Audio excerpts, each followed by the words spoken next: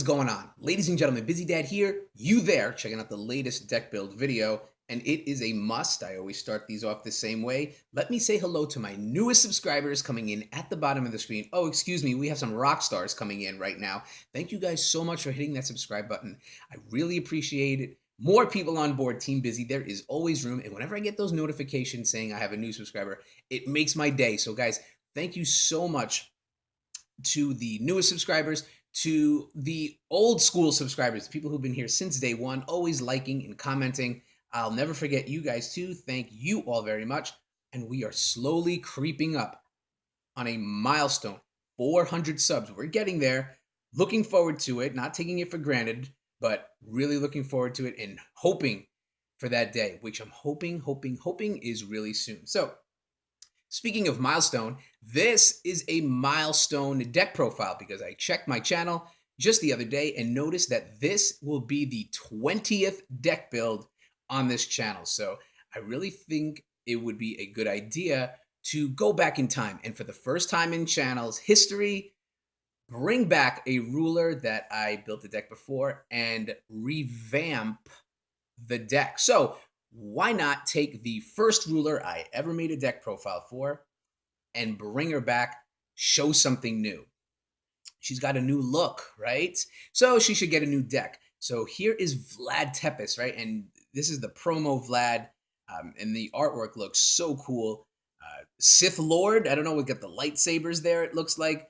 She's all grown up.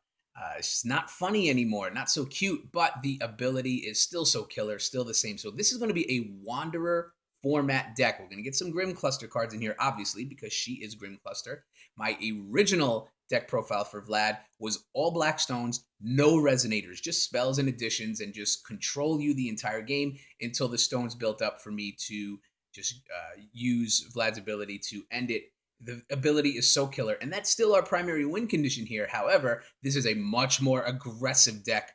This builds up will really fast. We have different colors in here this time, not just black, but very aggressive, very in your face, but still that primary win condition. However, we have other ways to beat you in this deck too. So check it all out and let me know what you think, and let's jump into it. So it's the profile for the deck I call the Rampin Vamp with our ruler, Vlad Tepes, who is a vampire resonator with the judgment of 1 black and 2 of other. I will say it right now, just like I said it back then. I never flip Vlad over. The front-facing ability for Vlad is just unbelievable. And like I said, the primary win condition of our deck, which is pay 2 of any, so 2 colorless, pay 2. This card deals 200 damage to target opponent. You gain 200 life. So this is what I call the Vlad drain. Basically, for every 2 stones, you hit your opponent for 200 and you gain 200 life. And 2 stones for 200, all of a sudden 4 stones, 6 stones, 8 stones. They're going to run out of time. It just gets to a point where this ability just overpowers them and they just eventually lose the game. And the real gut punch is for every 200 you deal to them in damage, you're going to gain that much life. So it really puts your opponent on the clock. And because this is a ramp deck, we're going to build up that will really quick. But just for the sake of argument, well, let's pay the 1 dark and 2 of our other to flip her over. And she is still Vlad Tepes. Get this in the shot here.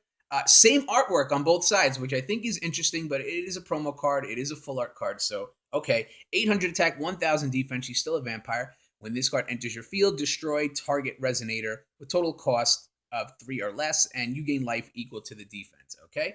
And if you pay 1 black and 2 and banish a darkness resonator, the card will gain imperishable until the end of turn.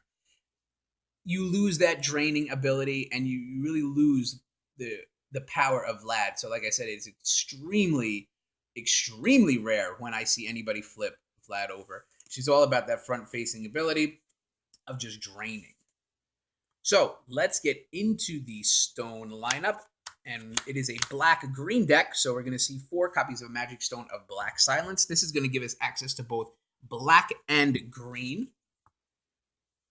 We're also going to run 3 Killing Stones because, again, it's a dual stone that gives us access to both black and green. Now, since your ruler is not the fox, this stone's going to come in rested unless you pay 300 life. But depending on the game situation, you might be okay with that and just letting it come in rested. We have ways to deal with it if we don't want to pay the life, or if we do want to pay the life, that's fine, knowing that we have Vlad's ability to drain life out of our opponent and gain it. Sometimes it's not bad to just pay the 300. Finally, we are just going to roll 8 basic wind magic stones. So we have a 15 stone deck here, the 7 black green and the 8 basic green stones. It's important that all of our stones count as wind stones. That's important in this deck. We need that for a couple of cards. So all 15 are technically wind stones. So let's get into the Resonator lineup, and we're going to start it off 3 copies of the Sacred Elf. It's a 1-drop Elf Resonator, 1 green to play, 200 attack, 300 defense. Rest it to produce green. So here we go. We're starting the ramp part of it here. This is a trademark ramp card. Only 3 copies and not 4. You might ask me why. We have a lot of ways to ramp and gain will in this deck. 4 copies of this in the mid to late game, to me, seems pretty clunky. 3 is good. It's going to give us our early game ramp. And like I said, these cards are pinged off really quickly with Lightning Strikes and Demon Flames and everything like that. But in the early game, just to give us that early ramp, it comes in pretty handy. 4 copies of Tama. It's another staple card here. A 1-drop Familiar or Cat Resonator, 200 attack and defense. When this card enters your field, draw a card. Tama is great for drawing us cards. You can also banish it, and it deals 200 damage to target Resonator. So you could send her out on her own terms, but we really use her for the draw. Now let's get into some Grim. 4 copies of Gretel. Here's a really great ramping card. So it's a 2-drop Fairy Tale or Human Resonator, 1 green, 1 other to play, 200 attack and defense, we don't care. It's that enter ability. Reveal the top card of your main stone, reveal the top card of your Magic Stone deck. If it is a wind Magic Stone, put it into your Magic Stone area. So basically, Gretel comes in, you reveal the top card of your Magic Stone deck. As long as it's a wind Magic Stone, it comes right into the field, ready to play, not rested. And this is why it was important to have every stone in the deck be considered a wind Magic Stone. It's a guaranteed hit. Gretel will never miss. Gretel comes in, we'll pop a stone over, no matter what it is, it's a wind Magic Stone. We're going to get it right into play. 4 copies means 4 stones free whenever she comes in. Really good ramp card. And here are 3 copies of Red Riding Hood, a Fairy Tale Resonator. 2 green to play, 300 attack, 400 defense with a lot of text. But this is another type of ramp card. Because when this card is put into a graveyard from your field, put the top card of your Magic Stone deck into your field rested. So when Riding Hood dies, you get a stone rested. The card will gain +4, +3, as long as you control 5 or more Magic Stones, which is nice. And the card will also gain Swiftness, First Strike, and Precision, as long as you control 7 or more Magic Stones. It is very easy to have 7 or more Magic Stones within the first few turns of this game, and makes Red Riding Hood a nuisance. She becomes a 7/7 that could start picking off Resonators, and we don't care if she blocks and dies too, because we get a Magic Stone out of it. Finally, in the Resonators, a big beater. We throw in 2 copies of Behemoth, the Earth Eater, a 5-drop, 2 green, 3 other to play. This is a 12 Apostle, also a Beast Resonator, 1500 attack and defense. And whenever this card deals damage to a Resonator while attacking, it deals that much damage to your opponent. So your opponent is not going to want to block when you swing with Behemoth, because even if their Resonator blocks it, the opponent is still going to take the damage. That effect only happens when Behemoth is blocking. Keep that in, attacking. I'm trying to warn you. This only happens when Behemoth is attacking. If Behemoth blocks, the damage doesn't go through to your opponent. Only when Behemoth attacks and they block with the Resonator, it goes to them too. So this is a secondary win condition or a distraction, giving our opponent something to deal with while we're still building up the will to use Vlad's Drain ability. But Behemoth is no joke when he gets out there, especially swinging 1500 at a time. So very dangerous, very dangerous. 2 copies is good enough, no need to go higher. So that is it for Resonators, but let's go into spells and abilities, and we're going to start with more of our ramping package, and it's 3 copies of Magic Stone Analysis. So it's a 2-drop chant. You can only do this on your turn.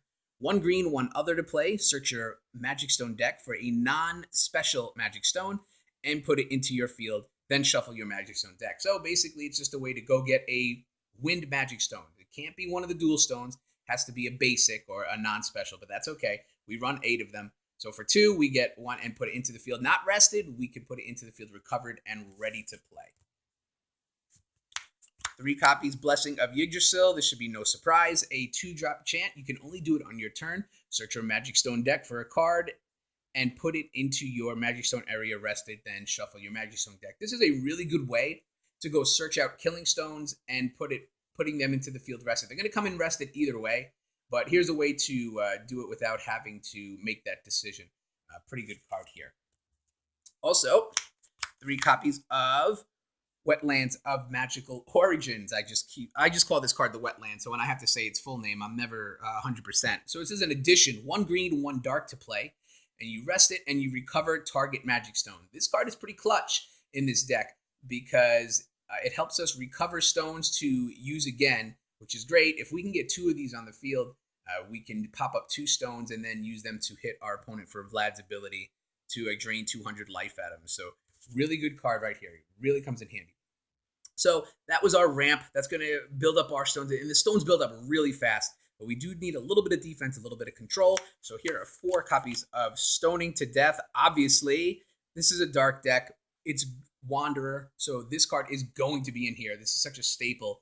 It's a 2-drop, 2 dark instant. You can do it at any time. Destroy target Resonator. It's as simple as that.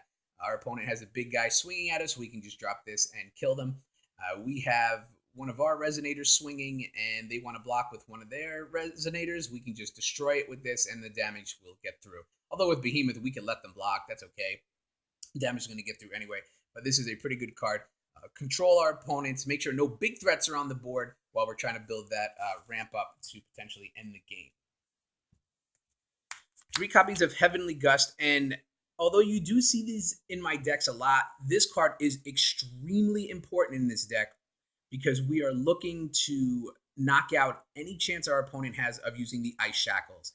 Ice Shackles is going to really hurt us here because that ability from Vlad is an activate ability on her ruler side. So Ice Shackles will shut her down for that. Heavenly Gust is going to help us take care of it. A 2-drop, 2 green, quick cast chant. You can do it at any time. And it just says choose one. Destroy target addition or regalia. So that's good. That's our main drive to get that Ice Shackles. However, there is that Torrent ability as long as it's the second card you played. So if you played another card and then played Heavenly Gust, if it's the second card, you destroy all additions and regalia your opponent controls. And that comes in handy too against very heavy regalia decks like a Val 2.0 or a aggressive 0 deck that throws all the regalia out there. Here's something where you can just throw that Heavenly Gust down second and just wipe their entire board. So it does come in handy, and I do think 3 copies is important simply because of that Ice Shackles. That would really shut down our primary win here. So I think it is important to have. Here's another little gimmick for us. 3 copies of Gruspalesta's Secret Technique. It's a 2-drop chant, so you could quick cast. You could do it at any time. 1 green, 1 dark. And target Magic Stone becomes a 1,000 Resonator with swiftness until end of turn, but it's still a Magic Stone. So here's just a quick little peek at another potential win condition of ours. And we'll use we have so many stones.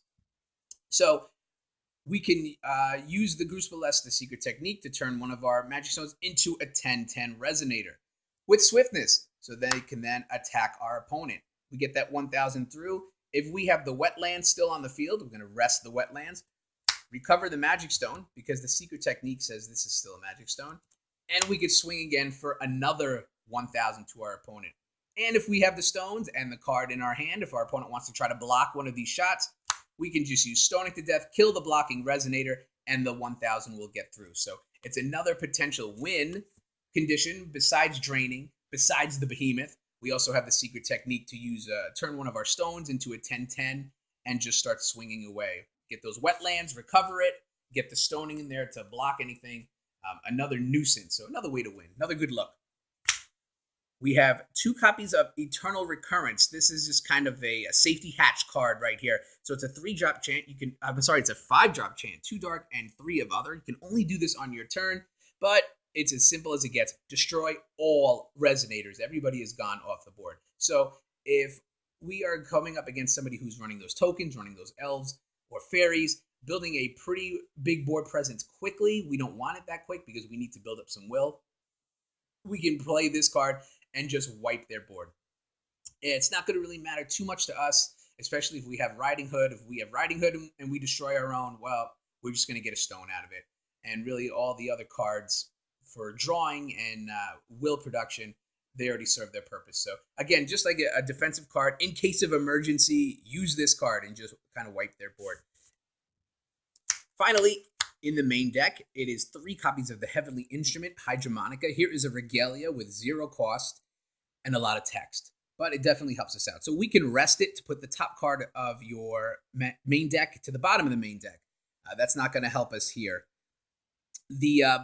What we really want to use it for is right here. Pay 2 and rest and banish the Hydromonica, and you search your main deck for a card, then shuffle your main deck and put that card on top. There's a lot more text saying if your ruler is Xion, you only pay 1 instead of the 2.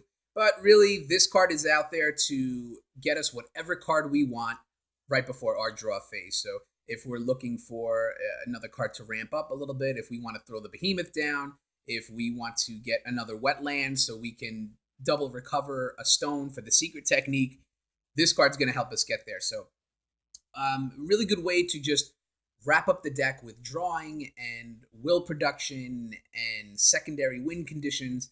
But really the primary focus is to get as many stones on the field as fast as possible and then just start draining our opponent 200 at a time, 400 at a time, 600, and then pretty soon the game is just over.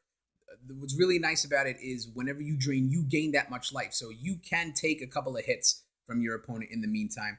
We also have the cards like Stoning and Eternal Recurrence to make sure that they don't build too strong of a presence too fast.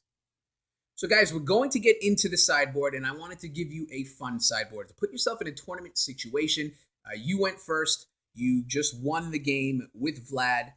Your opponent is going to sideboard, he's going to try to adapt, maybe bring in the Ice Shackles if they sideboarded it, maybe bring in some other cards to help out, maybe get rid of their J-Ruler hate because you're not going to flip Vlad over. So why not have a little fun with them? They're probably going to change. They're probably going to go second. So I say, yeah, sure, go for it. So let's go into our sideboard, and the very first card is Lilius Petal and the 9-tailed fox. So we're going to change the deck just a little bit. We're going to have some fun with our opponents and maybe steal game 2 as well, if especially win that first one. Don't forget, we have the Killing Stones in that stone lineup, so why not throw this in the sideboard?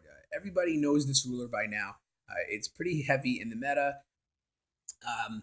Judgment of 0, but you get to flip it over, and then banishing Darkness and Green Resonators and the Killing Stone to bring in those Chimera is pretty nasty.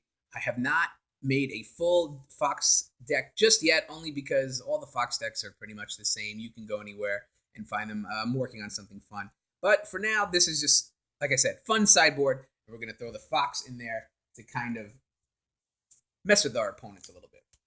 So if we have the Fox, we're going to have our Chimera package. Now, we only run 5. I'm going to run 2 Griffins in here, 2 Manticores, and 1 Amit. So these are our 5 Chimeras in the sideboard. That's okay. 5 works. We do have a little bit of a trick up our sleeves here to make that a little bit more. So those are our 5 Chimera. And now the cards to switch in and out. Should be no surprise to see 3 copies of the Monkey Trapped in Life, a Fairy Tale, 1 Dark to play, 100 attack and defense. When this card is put into a graveyard from your field, return it to its owner's hand, you lose 100 life. So the monkey keeps coming back, and definitely comes in handy when you're trying to have those resonators for the Chimera. 3 copies of Mozart. Love Mozart. Love Mozart. A 2-drop Composer Resonator, 1 dark, 1 other to play, 200 attack and defense. When this card is put into a graveyard from your field, your opponent banishes a Resonator. So works really well in sacrificing Mozart with the Killing Stone, bringing out Chimeras. We could force our opponent to banish a Resonator. If we bring in the Manticore, they now have to discard a card on top of it. Bring in Griffin, we get new stones. So really good way to just pin our opponent down. Finally, in the sideboard, 3 copies of Book of Ibon, another card I love. It is a 3-drop addition, 2 dark, 1 other to play. When this card enters your field, put target Resonator from a graveyard into your field. Now, it doesn't mean your graveyard, it means any graveyard. This is a great, great card. Basically, go gets any Resonator out of any graveyard, goes right into your field. But as much as it's nice to steal our opponent's Resonators, this really is another way for us to go get Chimeras. So don't be too uncomfortable in actually using your Chimera to banish with the Killing Stone, because if you have Book of Vibon, you can always just go get it right out of the graveyard, put it right back into your field, and it's going to get its enter effects. So with the 3 copies, we essentially have 8 Chimera, because we can go get them out of the graveyard if necessary with the Book of Vibon. It's a fun sideboard. Your opponent definitely would not be expecting it. Maybe the Killing Stones would tip them off a little bit, but if not, just a really good sideboard. Fun card. I didn't want to do anything too serious, but did want to give a little bit of homage to the Fox. So guys, that is it. The profile for the Rampin Vamp with Vlad. She's got a new look. She's got a new deck, and I want to know what you think with a comment below. Let me know, do you like this? Do you hate it? I love our discussions. Like, share, subscribe. You know all this by now. I really appreciate all you guys, and I'm always working on new ideas and new videos. So that is it for today. As always, thanks for a few minutes, and I'll talk to you soon.